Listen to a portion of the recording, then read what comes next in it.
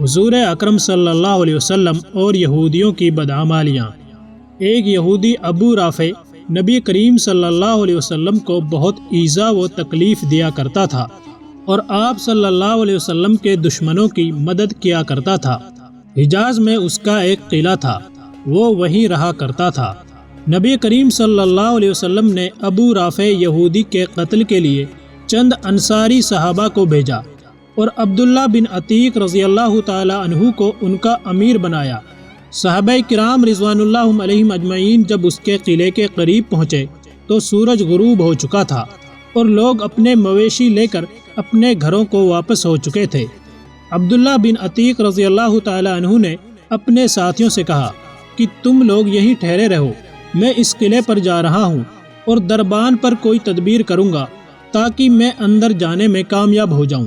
چنانچہ وہ قلعہ کے پاس آئے اور دروازے کے قریب پہنچ کر انہوں نے خود کو اپنے کپڑوں میں اس طرح چھپا لیا جیسے کوئی قضائے حاجت کر رہا ہو۔ قلعہ کے تمام آدمی اندر داخل ہو چکے تھے۔ دربان نے آواز دی، اے اللہ کے بندے، اگر اندر آنا ہے تو جلد آ، میں اب دروازہ بند کر دوں گا۔ عبداللہ بن عتیق رضی اللہ تعالی عنہ فرماتے ہیں، چنانچہ میں بھی اندر چلا گیا اور چھپ کر اس کی کارروائی دیکھنے لگا۔ جب سب لوگ اندر آ گئے تو اس نے دروازہ بند کیا اور کنجیوں کا گچھا ایک کھوٹی پر لٹکا دیا۔ انہوں نے بیان کیا کہ اب میں ان کنجیوں کی طرف بڑھا اور میں نے انہیں لے لیا، پھر میں نے قلعہ کا دروازہ کھول لیا۔ ابو رافع یہودی کے پاس رات کے وقت داستانیں بیان کی جا رہی تھی اور وہ اپنے خاص بالا خانے میں تھا۔ جب داستان سنانے والے اس کے یہاں سے اٹھ کر چلے گئے تو میں اس کمرے کی طرف چلنے لگا۔ اس عرصے میں جتنے دروازے اس تک پہنچنے کے لیے کھولتا تھا انہیں اندر سے بند کرتا جاتا تھا۔ میرا مقصد یہ تھا کہ اگر قلعہ والوں کو میرے متعلق علم بھی ہو جائے تو اس وقت تک یہ لوگ میرے پاس نہ پہنچ سکیں جب تک میں اسے قتل نہ کر دوں۔ آخر میں اس کے قریب پہنچ گیا۔ اس وقت وہ ایک تاریک اور اندھیرے کمرے میں سو رہا تھا۔ مجھے کچھ اندازہ نہیں ہو سکا کہ وہ کہاں ہے، اس لیے میں نے آواز دی، اے ابو رافع۔ وہ بولا، کون ہے؟ اب میں نے آواز کی طرف بڑھ کر تلوار کی ایک ضرب لگائی۔ اس وقت میرا دل دھک دھک کر رہا تھا، یہی وجہ ہوئی کہ میں اس کا کام تمام نہیں کر سکا۔ وہ چیخا تو کمرے سے باہر نکل آیا اور تھوڑی دیر تک باہر ہی ٹھہرا رہا، پھر دوبارہ اندر گیا اور میں نے آواز بدل کر پوچھا، ابو رافع یہ آواز کیسی تھی؟ وہ بولا، تیری ماں غارت ہو، ابھی مجھ پر کسی نے تلوار سے حملہ کیا ہے۔ انہوں نے بیان کیا کہ پھر آواز کی طرف بڑھ کر میں نے تلوار کی ایک ضرب اور لگائی۔ انہوں نے بیان کیا کہ اگرچہ میں اسے زخمی تو بہت کر چکا تھا لیکن وہ ابھی مرا نہیں تھا، اس لیے میں نے تلوار کی نوک اس کے پیٹ پر رکھ کر دبائی جو اس کی پیٹھ تک پہنچ گئی۔ مجھے اب یقین ہو گیا کہ میں اسے قتل کر چکا ہوں۔ چنانچہ میں ایک ایک دروازہ کھولتا ہوا نکلا، آخر میں ایک زینے پر پہنچا۔ میں نے یہ سمجھا کہ میں زمین تک پہنچ چکا ہوں لیکن ابھی میں پہنچا نہیں تھا، اس لیے میں نے اس پر پاؤں رکھ دیا اور نیچے گر پڑا۔ چاندنی رات تھی، اس طرح گر پڑنے سے میری پنڈلی ٹوٹ گئی۔ میں نے اسے اپنے امامہ سے باندھ لیا اور چھپ کر دروازے پر بیٹھ گیا۔ میں نے یہ ارادہ کر لیا تھا کہ یہاں سے اس وقت تک نہیں جاؤں گا کہ جب تک یہ معلوم نہ کر لوں کہ آیا میں اسے قتل کر چکا ہوں یا نہیں۔ جب مرغ نے آواز دی تو اس وقت قلعے کی فصیل پر ایک پکارنے والے نے کھڑے ہو کر پکارا، میں اہل حجاز کے تاجر ابو رافع کی موت کا اعلان کرتا ہوں۔ میں اپنے ساتھیوں کے پاس آیا اور ان سے کہا کہ چلنے کی جلدی کرو، اللہ تعالیٰ نے ابو رافع کو قتل کرا دیا۔ چنانچہ میں نبی کریم صلی اللہ علیہ وسلم کی خدمت میں حاضر ہوا اور آپ کو اس کی خبر دی۔ نبی کریم صلی اللہ علیہ وسلم نے فرمایا کہ اپنا پاؤں پھیلاؤ۔ میں نے پاؤں پھیلایا تو آپ نے اس پر اپنا دست مبارک پھیرا اور پاؤں اتنا اچھا ہو گیا جیسے کہ اس میں مجھ کو کبھی کوئی تکلیف ہوئی ہی نہ تھی۔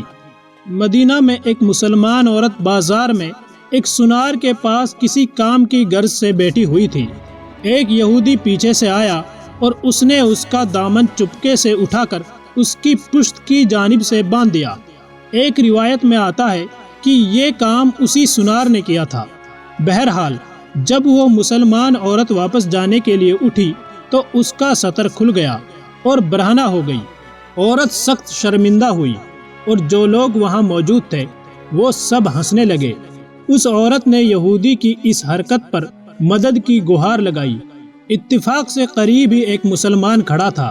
اس نے جب عورت کی فریاد سنی اور اسے پورا واقعہ معلوم ہوا تو اسے بہت غصہ آیا اور اس نے تلوار کھینچ کر اس یہودی سنار کو جس نے یہ ذلیل حرکت کی تھی موت کے گھاٹ اتار دیا۔ اسی بیچ وہاں پر بہت سے یہودی بھی اکٹھا ہو گئے اور انہوں نے اس مسلمان کو شہید کر دیا۔ اس واقعے کی خبر نبی کریم صلی اللہ علیہ وسلم تک پہنچی تو آپ صلی اللہ علیہ وسلم نے قوم یہود کے لوگوں کو بلا کر نصیحت فرمائی کہ تم لوگ اس طرح کی حرکتوں سے باز آ جاؤ اور اللہ تعالیٰ کے غضب سے ڈرو، کہیں تمہیں بھی وہ کچھ نہ پہنچے جو قریش کو پہنچا ہے۔ اس پر وہ سب یہودی حضور نبی کریم صلی اللہ علیہ وسلم کے سامنے ہی نامناسب اور غلط قسم کی بکواس کرنا شروع کر دیے۔ نبی کریم صلی اللہ علیہ وسلم نے سمجھ لیا کہ یہ لوگ اس طرح باز نہیں آئیں گے، چنانچہ آپ صلی اللہ علیہ وسلم نے یہ فیصلہ فرما دیا کہ ان یہودیوں کے ساتھ سختی سے نپٹا جائے۔ آپ صلی اللہ علیہ وسلم نے اپنے فیصلے سے صحابہ کرام رضوان اللہ علیہم اجمعین کو بھی آگاہ فرما دیا۔ پھر حضرت ابو لبابہ رضی اللہ تعالیٰ عنہ کو مدینہ منورہ میں خلیفہ بنایا اور ایک سفید جھنڈا حضرت حمزہ رضی اللہ تعالیٰ عنہ کے سپرد فرمایا اور یہودیوں کی طرف متوجہ ہوئے۔ 15 دن تک ان کا زبردست محاصرہ کیے رکھا۔ اس کے بعد یہودیوں کے دلوں میں اللہ تعالیٰ نے رعب و ہیبت ڈال دی اور وہ اپنے محصور ہونے سے تنگ آ گئے۔ بے چینی اور تنگی کے باعث وہ باہر آئے اور اس بات پر رضامندی کا اظہار کیا کہ ان کے تمام مال و جائیداد مسلمانوں کے ہوں گے اور ان کے بچے اور عورتیں ان کی ہی رہیں گی۔ نبی کریم صلی اللہ علیہ وسلم نے ان کے بارے میں یہ فیصلہ فرما دیا کہ ان کے ہاتھ پشتوں پر باندھ دیے جائیں۔ پھر حضور صلی اللہ علیہ وسلم نے چاہا کہ ان کو قتل کرنے کا حکم فرمائیں تو عبداللہ بن ابی سلول منافق نے درخواست کی کہ اے رحمت عالم صلی اللہ علیہ وسلم ان لوگوں سے درگزر فرمائیں۔ اس بے حیا نے اس قدر منت سماجت کی کہ حضور صلی اللہ علیہ وسلم کو مجبور کر دیا۔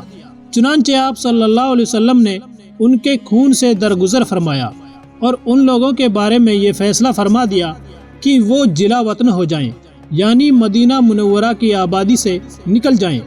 عبداللہ بن ابی سلول نے اس فیصلے پر بھی دوبارہ غور و فکر کی درخواست کی، مگر نبی کریم صلی اللہ علیہ وسلم نے قبول نہ کیا۔ چنانچہ یہودیوں کا یہ قبیلہ بنی قین کا شام کے علاقے میں ازرگات کے مقام پر جا کر آباد ہوا۔ کچھ مدت کے بعد وہ سب ہلاک ہو گئے اور ان کا مال و اسلحہ مسلمانوں کا مال غنیمت بنا۔ حضور صلی اللہ علیہ وسلم نے مال غنیمت میں سے اپنے لیے 3 تلواریں، 3 نیزے اور 3 کمانیں منتخب فرمائی اور ایک زرہ حضرت سعد بن معاذ رضی اللہ تعالی عنہ اور ایک زرہ محمد بن مسلمہ رضی اللہ تعالی عنہ کو عطا فرمائی۔ روایات میں آتا ہے کہ ان میں 300 یہودی زرہ پوش تھے۔ نبی کریم صلی اللہ علیہ وسلم نے حکم فرمایا اس مال میں سے 5واں حصہ خمس الگ کریں۔ کہا جاتا ہے کہ یہ پہلی خمس ہے جو سرور کائنات صلی اللہ علیہ وسلم کے حکم سے الگ کیا گیا۔ ایک دن آقائے دو جہاں حضور اقدس صلی اللہ علیہ وسلم اسلامی لشکر کے ساتھ جہاد کے لیے تشریف لے جا رہے تھے۔ راستے میں ایک جگہ پڑاؤ ڈالا اور حکم دیا کہ یہیں پر جو کچھ کھانا ہے کھا لو۔ جب کھانا کھانے لگے تو صحابہ کرام رضوان اللہ علیہم اجمعین نے عرض کی یا رسول اللہ روٹی کے ساتھ سالن نہیں ہے۔ اتنے میں صحابہ کرام نے دیکھا کہ ایک شہد کی مکھی آ گئی اور بڑے زور زور سے بھنبھنا رہی ہے۔ صحابہ کرام نے عرض کیا یا رسول اللہ یہ مکھی کیوں شور مچاتی ہے؟ آپ صلی اللہ علیہ وسلم نے ارشاد فرمایا یہ کہہ رہی ہے کہ مکھیاں بے قرار ہیں اس وجہ سے کہ صحابہ کرام کے پاس سالن نہیں ہے، حالانکہ یہاں پر قریب ہی غار میں ہم نے شہد کا چھتا لگایا ہوا ہے۔ آپ صلی اللہ علیہ وسلم نے حضرت علی رضی اللہ تعالی عنہ سے فرمایا اس مکھی کے پیچھے پیچھے جاؤ اور شہد لے آؤ۔ چنانچہ حضرت علی رضی اللہ تعالی عنہ ایک پیالہ پکڑ کر اس کے پیچھے ہو لیے۔ وہ مکھی آگے آگے اس غار میں پہنچ گئی اور آپ نے وہاں جا کر شہد کا چھتا نچوڑ لیا اور دربار رسالت صلی اللہ علیہ وسلم میں حاضر ہو گئے۔ سرکار دو عالم صلی اللہ علیہ وسلم نے وہ شہد تقسیم فرما دیا۔ جب صحابہ کرام کھانا کھانے لگے تو مکی پھر آ گئی اور بھربھرانا شروع کر دیا۔ صحابہ کرام نے عرض کی، یا رسول اللہ، مکی پھر اسی طرح شور کر رہی ہے۔ تو آپ صلی اللہ علیہ وسلم نے فرمایا، میں نے اس سے ایک سوال کیا ہے اور یہ اس کا جواب دے رہی ہے۔ میں نے اس سے پوچھا ہے کہ تمہاری خوراک کیا ہے؟ مکی کہتی ہے کہ پہاڑوں اور بیابانوں میں جو پھول ہوتے ہیں وہ ہماری خوراک ہے۔ میں نے پوچھا، پھول تو کڑوے بھی ہوتے ہیں، پھیکے بھی اور بدمزہ بھی ہوتے ہیں، تو تیرے منہ میں جا کر نہایت شیریں اور صاف شہد کیسے بن جاتا ہے؟ تو مکھی نے جواب دیا، یا رسول اللہ صلی اللہ علیہ وسلم، ہمارا ایک امیر اور سردار ہے، جب ہم پھولوں کا رس چوستی ہیں تو ہمارا امیر آپ کی ذات مقدسہ پر درود پاک پڑھنا شروع کرتا ہے اور ہم بھی اس کے ساتھ مل کر درود پاک پڑھتی ہیں، تو وہ بدمزہ اور کڑوے پھولوں کا رس درود پاک کی برکت سے میٹھا ہو جاتا ہے اور اسی کی برکت و رحمت کی وجہ سے وہ شہد شفا بن جاتا ہے۔ ویڈیو پسند آئی ہو تو لائک ضرور کریں اور مزید ایسی ہی ویڈیوز دیکھنے کے لیے چینل کو سبسکرائب کرنا نہ بھولیں۔ شکریہ۔